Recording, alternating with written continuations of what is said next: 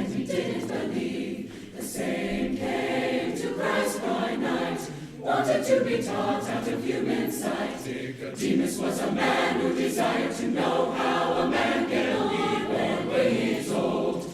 Christ told Nicodemus as a friend, "Man, you must be born again. Love will not magic, you want to be wise. Repent, believe, and be baptized."